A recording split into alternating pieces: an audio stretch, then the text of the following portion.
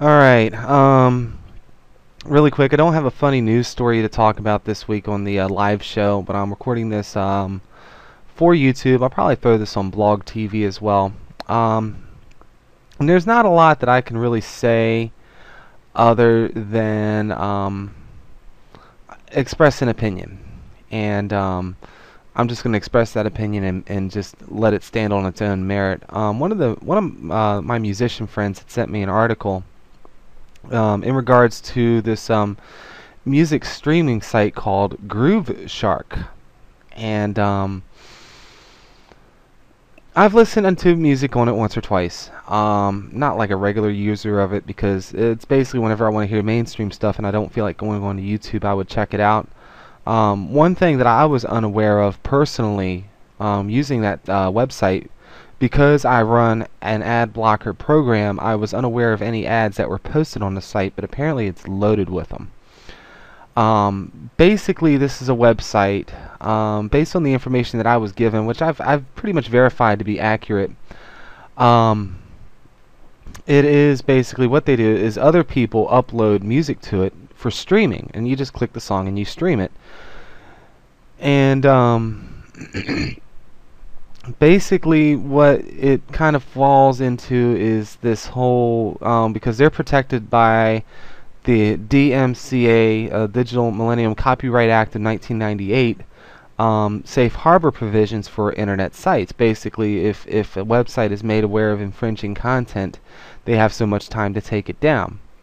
But it's up to the copyright owners to police such content. As you guys might recall, YouTube had a huge battle with the Warner Music Group a couple of years ago, because they were what it was basically people were uploading infringing content, and YouTube was just making the money off the advertising. The copyright owners weren't getting anything, but in order to make it possible for people to put copyrighted like music to a video or whatever, YouTube was paying the major record labels a chunk of the advertising dollars that they were making on these videos, and Warner wasn't happy with their slice of the pie.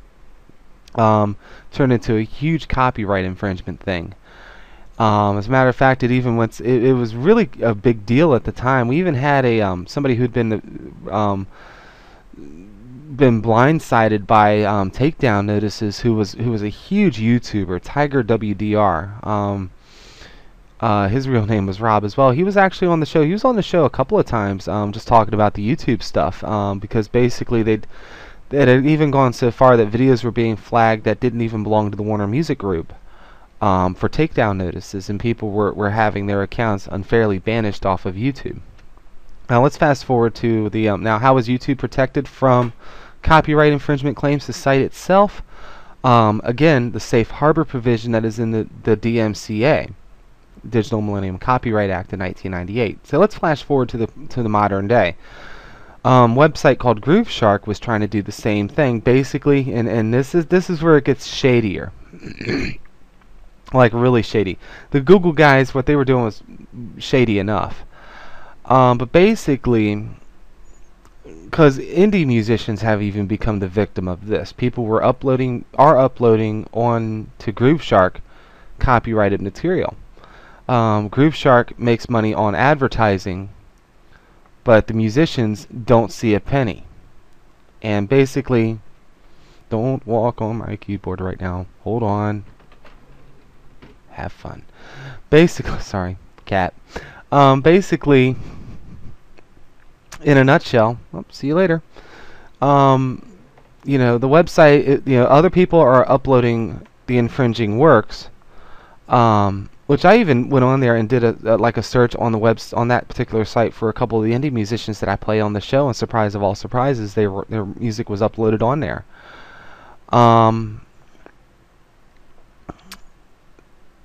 But basically, other people are uploading music onto Grooveshark. Grooveshark is making money on advertising. Musicians aren't getting shit. Even the majors aren't getting anything. All their advertising revenue is going straight back into Grooveshark. And this is a fact. This is a fact. They have no agreements with any of the major record labels. They have made no provisions in regards to anything. And basically, when a label files a copyright notice with Grooveshark, they take it down, just like they're supposed to under the DMCA. But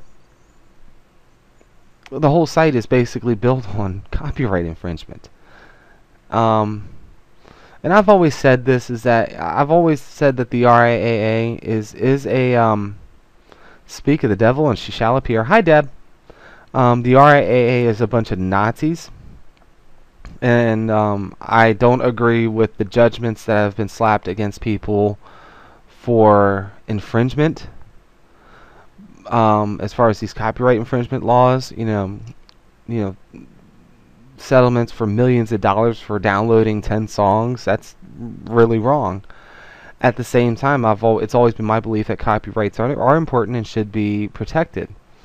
That people, and I understand that there's fair use provisions. I'm not talking about YouTube. I'm talking about Grooveshark. That what educational fair use provision could be given for basically what is blatant infringement. You can't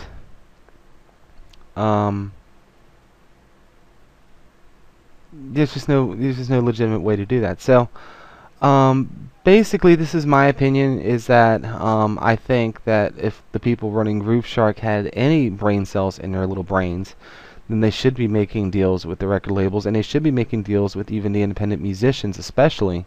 Because if you embrace independent musicians, they will build your website for you and give them a cut of the advertising revenue instead of screwing them like everybody else screws them. And I say to you, Grooveshark, if you are looking for a precedent for building a music streaming website, not even video, just the music streaming website, and you want to build it with independent musicians and you're willing to treat them fairly and give them a cut of the advertising dollars, they will build your website. They will flock to you. Screw them like everybody else does, and it's going to be that many more copyright claims if the record labels don't shut you down first. And that is just basically my opinion on the whole thing. And I just kind of wanted to make a video. Like I said, I can't really... as far as the information I got, I really can't delve into it too heavily.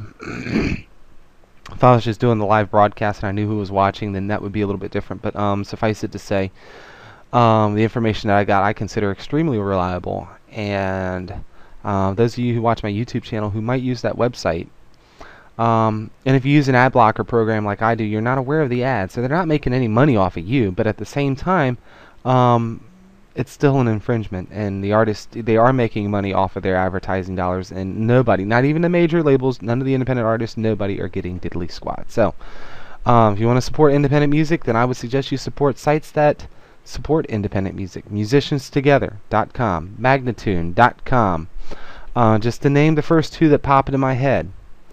There's a million others, but those are the two that I can think of that are actively promoting musicians. If you also want to check out more great independent music, www.zbirdbrain.net, another brilliant website. And on that note, so I'm coming close to my 10 minutes since I want to put this on Blog TV. Thanks for watching the video. Again, opinions expressed are solely of the host. And excuse me. It's it and that's that. Have a great week.